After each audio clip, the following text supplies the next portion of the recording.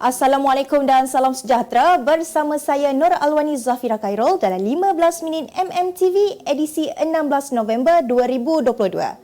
Kita mulakan laporan berita petang ini dengan Barisan Nasional yakin memenangi pilihan raya umum ke-15 sekaligus membentuk kerajaan persekutuan selepas 19 November ini.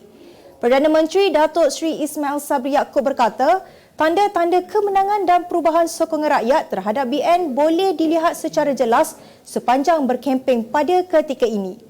Naib Presiden UMNO itu menjelaskan penerimaan berbeza juga boleh dilihat pada pilihan raya kali ini berbanding PRU 14 lepas, yang bukan sahaja berlaku dalam kalangan pengundi Melayu maupun pengundi bandar tetapi turut melibatkan pengundi bukan Melayu. Mengulas lanjut, Ismail Sabri berkata strategi BN untuk menguasai kawasan panas dan kubu kuat pembangkang terutamanya di kawasan calon BN bertembung dengan calon heavyweight pembangkang juga jelas menunjukkan keyakinan gabungan itu. Katanya ini kerana BN yakin barisan pemimpin yang ada mampu menewaskan sesiapa sahaja termasuk nama besar daripada pembangkang. Tambah beliau lagi, BN akan lebih menumpukan kepada produk dan tawaran kepada rakyat dalam usaha menarik lebih ramai sokongan lagi untuk membentuk kerajaan. Ketiadaan Datuk Seri Johari Abdul Ghani dalam Kabinet sepanjang 4 tahun disifatkan sedikit sebanyak memberi kesan kepada ekonomi negara. Perdana Menteri Datuk Seri Ismail Sabri Yaakob berkata, perkara berkenaan menjadi faktor penting untuk beliau turun padang sehingga ke Parlimen Titiwangsa bagi memberi sokongan kepada Johari selaku calon Barisan Nasional. Jelas beliau, pengundi perlu bijak membuat keputusan dan pembandingan antara calon yang bertanding dan boleh berkhidmat serta membela nasib rakyat dan bukannya memilih calon yang tidak bersama rakyat meskipun dipilih.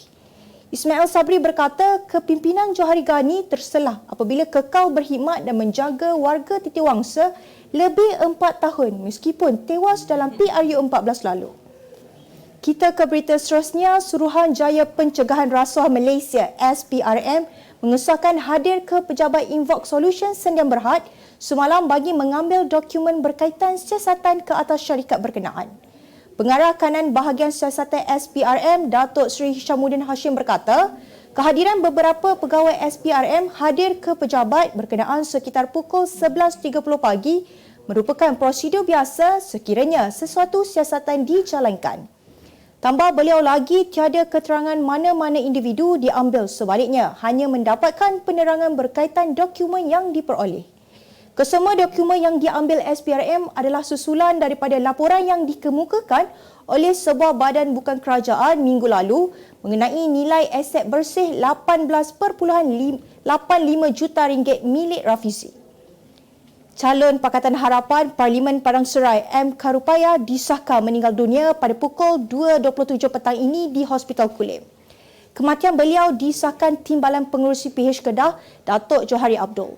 Menurut Johari, Karupaya yang merupakan penyandang kerusi itu dimasukkan ke hospital beberapa hari lepas akibat muntah dan penat.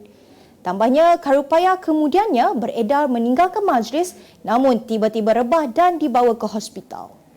Pada PRU 14, Karupaya memperolehi 31,724 undi mengatasi calon PAS Muhammad Sobri Osman dan Datuk Dr. Leong Yong Kong daripada Barisan Nasional.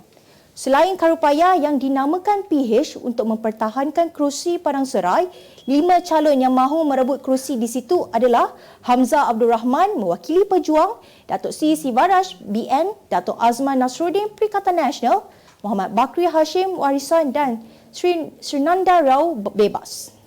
Apa yang ada dengan Media Mulia Sdn Bhd? Di Media Mulia kami memaparkan berita-berita terkini, tepat dan sensasi menerusi putusan Malaysia dan juga kos berita-berita berkenaan isu semasa, politik, hiburan, sukan, laporan khas. Pelbagai segmen seperti program diskusi dan bual bicara, korang yang dipaparkan berkonsepkan pemikiran baharu dan suara kontemporari. Mendapatkan perkembangan berita semasa melalui laman web dan juga platform media sosial kami, Utusan Online dan Kosmo Online.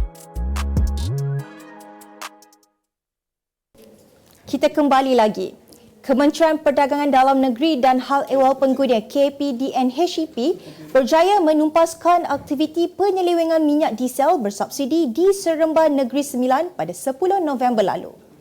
Ketua Pengarah Penguatkuasaannya, Azman Adam berkata, serbuan turut merampas minyak diesel berjumlah 40,000 liter, lori, mesin pemampat, dokumen perniagaan dan beberapa peralatan digunakan untuk kegiatan penyelewengan minyak diesel.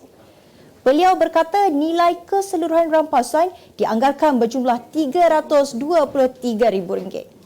Pihaknya juga sedang mengesan individu serta syarikat yang terlibat dalam aktiviti ini serta rantaian pengedaran minyak diesel tersebut. Menurutnya, individu yang melakukan kesalahan boleh diambil tindakan di bawah Akta 1961 dan boleh didenda tidak lebih RM1 juta dan RM3 juta bagi kesalahan berikutnya atau penjara tidak melebihi 3 tahun atau kedua-duanya sekali jika sabit kesalahan. Jabatan Imigresen Malaysia (GIM) menahan 14 pendatang asing tanpa izin dalam serbuan bas di Jalan Duta Kuala Lumpur pagi semalam. Dalam serbuan pukul 5 pagi itu, 9 lelaki dan 5 wanita warga negara Indonesia berusia 15 hingga 49 tahun itu dipercayai baru masuk ke negara ini secara tidak sah melalui laluan haram di sekitar Chuping Perlis. Ketua Pengarah Imigresen Datuk Seri Khairul Dizaimi Daud berkata, pihaknya sebelum itu menerima maklumat bahawa parti berkenaan dihantar ke Kuala Lumpur dengan menaiki sebuah bas. Beliau berkata pasukan operasi mengesan bas berkenaan di lebuhraya dan bertindak mengekori sehingga kehentian bas Jalan Duta Kuala Lumpur. Katanya kesemua yang ditahan disyaki melakukan kesalahan di bawah Akta Imigresen 1959/63 dan Akta Anti Permandangan Orang dan Anti Penyeludupan Migran 2007 dan ditahan di Depot Imigresen Putrajaya untuk siasatan di bawah akta sama. Kita beralih ke berita luar negara. Sebuah projek kapal layar gergasi yang digelar PENJOS berharga 6.8 bilion euro atau 36.7 bilion ringgit dilihat cukup unik kerana bentuknya yang menyerupai seekor penyu dan menyamai saiz sebuah bandar kecil. Kapal layar tersebut berukuran 550 meter dan 610 meter pada titik terluasnya dan mampu memuatkan sehingga 60,000 tetamu sekaligus bakal menjadi struktur terapung paling besar pernah dibina. PENJOS yang bakal dibina turut menempatkan hotel, pusat beli belah, taman serta pelabuhan dan landasan pesawat selain menawarkan peluang kepada pelanggan untuk mengakses pelan tersebut menerusi token digital NFT bagi tujuan kutipan dana. Pembinaan yang dijangka mengambil masa sehingga 8 tahun mampu menggunakan sayap untuk berlayar tanpa menggunakan tenaga dan menjadikan ia sebagai struktur yang mesra alam. Kita ke berita seterusnya. Donald Trump mengesahkan desas-desus pelbagai pihak mengenai hasratnya untuk bertanding sekali lagi bagi merebut jawatan Presiden pada pilihan raya 2024. Bekas Presiden Amerika Syarikat itu mengemukakan kertas pencalonannya dengan pihak berkuasa pilihan raya Amerika Syarikat sebelum mengumumkan secara rasmi mengenai hasratnya untuk bertanding. Namun kewibawaan pemimpin itu sedikit tercalar apabila pilihan raya pertengahan penggal yang berlangsung baru-baru ini menyaksikan Parti Republikan kurang menyerlah. Ini berkaitan kebanyakan calon pilihan rayanya gagal untuk mempertahankan kursi panas dalam pemilihan baru-baru ini. In order to make America great and glorious again, I am tonight announcing my candidacy for President of the United States.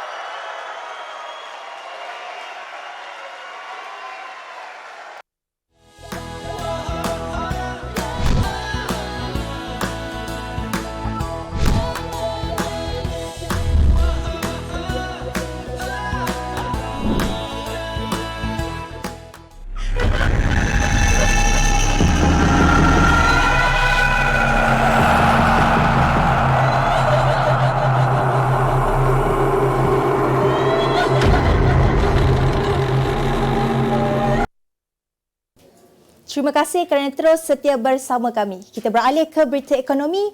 Bursa Malaysia meneruskan aliran menurun semalam apabila peserta pasaran mengambil sikap tunggu dan lihat menjelang PRU 15. Pada 9.05 pagi semalam, penanda arah FTSE Bursa Malaysia KLCI, FBM KLCI susut 4.55 mata kepada 1,459.45 menyaksikan penyusutan sebanyak 13.46 mata.